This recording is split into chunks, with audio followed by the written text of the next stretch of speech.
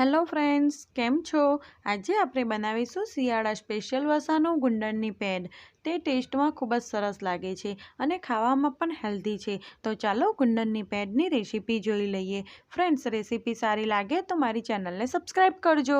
ગુંડરની pad બનાવવા માટે જોઈશે 50 ગ્રામ બાવળનો ગુંદર, 50 ગ્રામ સૂકા કોપરાની છીણ, 100 ગ્રામ ખડી સાકર, 500 ml ફૂલ ફેટવાળું ક્રીમવાળું દૂધ, 2 મોટી ચમચી ઘી, 50 ગ્રામ બદામ, 50 ગ્રામ કાજુ, 25 ગ્રામ અખરોટ, 2 ચમચી સૂટ પાવડર, 2 ચમચી ગંઠોડા પાવડર, 2 ચમચી બત્રીસું, થોડી ખસખસ અને થોડી મગજતરી.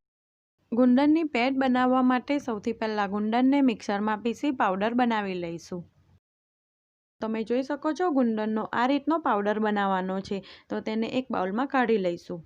હવે 100 ગ્રામ ખડી સાકર લીધી છે, તેને પણ મિક્સરમાં પીસી તેનો પાવડર બનાવી લઈશું. તો સાકર પણ સરસ પીસાઈ ગઈ છે, તેને પણ એક બાઉલમાં કાઢી લઈશું. હવે જે ડ્રાયફ્રૂટ લીધા છે તેને મિક્સર ચાલુ બંધ કરી અધકચરા ક્રશ કરી લઈશું. ડ્રાયફ્રૂટનું પ્રમાણ તમે વધારે કે ઓછું લઈ શકો છો.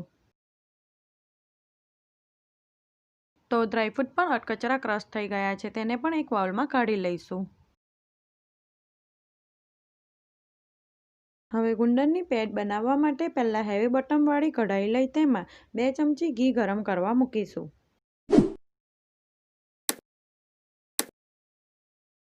ઘી સરસ ગરમ થઈ ગયું છે, તો તેમાં ક્રશ કરેલો ગુંદર ઉમેરીશું અને સ્લો ફ્લેમ પર શેકીશું.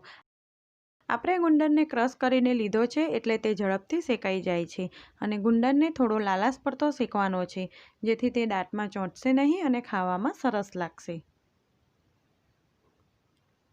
આટલો ગુંદર શેકાતા લગભગ 3 થી 4 મિનિટ જેટલો સમય લાગે છે. તો તમે જોઈ શકો છો ગુંદર સરસ શેકાઈ ગયો છે અને આ રીતનો થોડોક લાલાશ પડતો શેકવાનો, એટલે દાંતમાં બિલકુલ પણ ચોંટશે નહીં.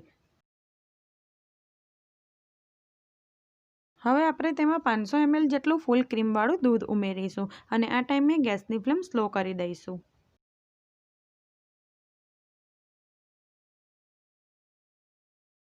બધું દૂધ ઉમેરાઈ જાય પછી ગેસની ફ્લેમ મીડિયમ ટુ હાઈ કરી દૂધને ઉકળવા દઈશું. વચ્ચે વચ્ચે દૂધને હલાવતા રહીશું. જેમ જેમ ગુંદર ઓગળતો જશે તેમ દૂધ ફાટવા લાગશે.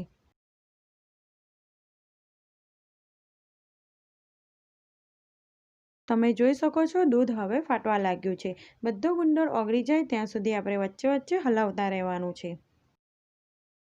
આટલો ગુંદર ઓગાળતા લગભગ 10 થી 15 મિનિટ જેટલો સમય લાગે છે અને ગુંદર અને દૂધ સારી રીતે મિક્સ થઈ જાય પછી તેમાં આપણે સાકર ઉમેરીશું.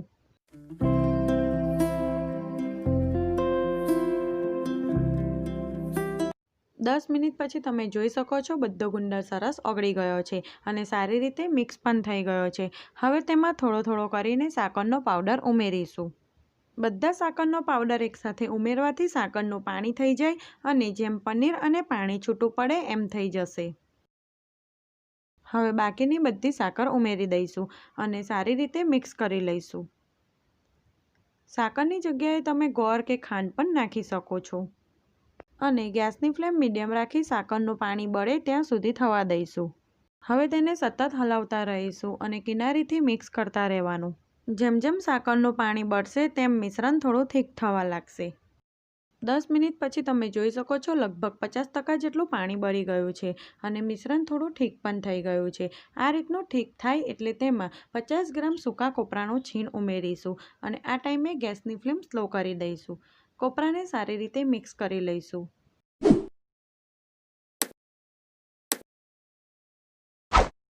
હવે તેમાં જે ડ્રાયફ્રૂટ ક્રશ કરીને રાખ્યા છે તે ઉમેરીશું અને સારી રીતે મિક્સ કરી લઈશું. જેમ જેમ વસ્તુ એડ કરીશું તેમ આ મિશ્રણ થીક થશે.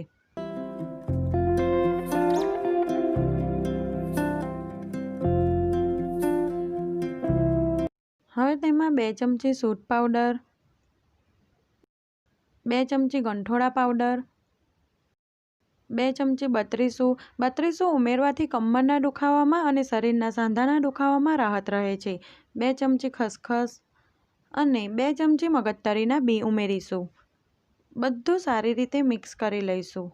બત્રીસું અને સૂંઠ પાવડર ઉમેરીશું એટલે તેનો કલર થોડો ચેન્જ થઈ જશે. હવે બધું સારી રીતે મિક્સ થઈ ગયું છે તો ગેસની ફ્લેમ બંધ કરી દઈશું અને ગુંદર પેંડ આ રીતની લચકા પડતી જ હોય છે. તો આપણી ગુંદર પેંડ બનીને તૈયાર છે. તો આપણે તેને બાઉલમાં સર્વ કરી લઈશું. તમે ગુંદરની પેંડને ડબ્બામાં ભરી ફ્રીજમાં 10થી 15 દિવસ સુધી સારી રાખી શકો છો. આપણે આમાં દૂધનો ઉપયોગ કર્યો છે એટલે તે ફ્રીજમાં સારી રહે છે. જ્યારે ખાવી હોય ત્યારે 1 કલાક પહેલાં બહાર કાઢી લેવાની. ઉપરથી ડ્રાયફ્રૂટથી ગાર્નિશ કરીશું. તો તમે પણ એકવાર આ રીતે ગુંદર પેંડ જરૂર બનાવજો અને તમારી ગુંદર પેંડ કેવી બની તે મને કોમેન્ટ કરી જણાવજો. રેસીપી સારી લાગે તો મારી ચેનલને સબસ્ક્રાઈબ કરજો જેથી હું તમારી માટે નવી નવી રેસીપી લાવતી રહું.